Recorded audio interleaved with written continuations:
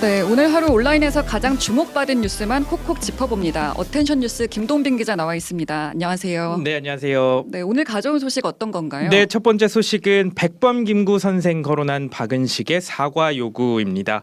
그 국민의힘 박은식 비상대책위원, 과거 백범김구 선생을 폭탄 던지던 분이다 이렇게 표현한 사실이 밝혀져서 논란이 일었는데요. 박 의원은 논란이 되자 김구 선생을 비하하려는 취지는 아니었다 이렇게 사과 대신 해명만 했었습니다. 그러자 백범김구 선생 기념사업협회가 나서서 국민의힘에 공식 사과를 요구했습니다.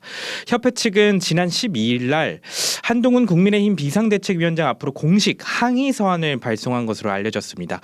서한에는 박은식 비대위원을 적절히 조치하고 향후 대한민국 역사나 백범김구 선생에 대한 왜곡된 발언이 나오지 않게 특단의 조치를 취하라 이런 요구가 담겨 있습니다.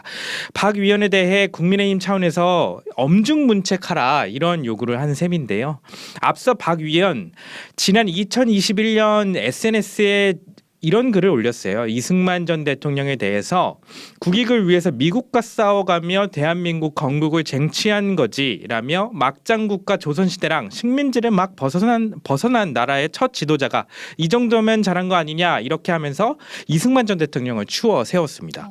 그 대신 김구 선생에 대해서는 폭탄 던지던 분이 국제 정세와 나라 돌아가는 시스템에 대해 잘 알까라고 덧붙였는데요. 이게 바로 논란이 된 발언입니다. 이 발언이 논란이 되자 지난 9일에는 윤봉길 의사의 손녀인 같은 당 윤주경 의원까지 나서서 비판을 했는데요.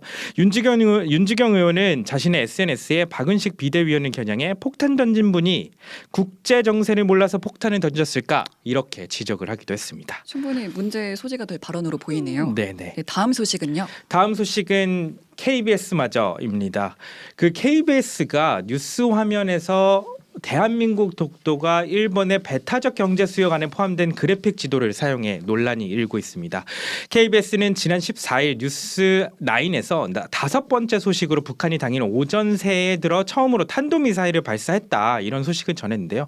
그 과정에서 일본이 주장하고 있는 배타적 경제 수역이 표시된 지도를 10초가량 내보냈습니다. 10초나. 네, 그러니까 독도와 울릉도 사이를 배타적 경제 수역 경계로 주장하는 일본의 입장이 그대로 담긴 지도를 내보낸 건데요. 울릉도는 우리 배타적 경제 수역에, 독도는 일본 배타적 경제 수역에 자리 잡고 있는 모습을 바로 내보낸 겁니다. 배타적 경제 수역이란 연안으로부터 200해리 정도 경제적 권리를 배타적으로 갖는 권역을 말하는 건데 일본이 독도를 경계로 경제 수역을 설정한 그림을 그대로 내보낸 겁니다. 이거는 사실도 아닙니다. 독도는 현재 1998년 9월 한일 어업 협정을 체결하면서 양국 중간 수역에 포함되어 있거든요. 그러니까 틀린 지도를 뉴스에 내보낸 셈인데 네티즌들 국민의 방송이라더니 일본 국민을 이야기하는 것이었냐 이런 일갈을 쏟아냈습니다. 한편 KBS는 논란을 의식하는 해당 보도에서 지도를 삭제한 상태입니다. 뒷북이네요. 마지막 소식은요? 마지막 소식은 한강 시신 여전히 없는 범죄 정황입니다.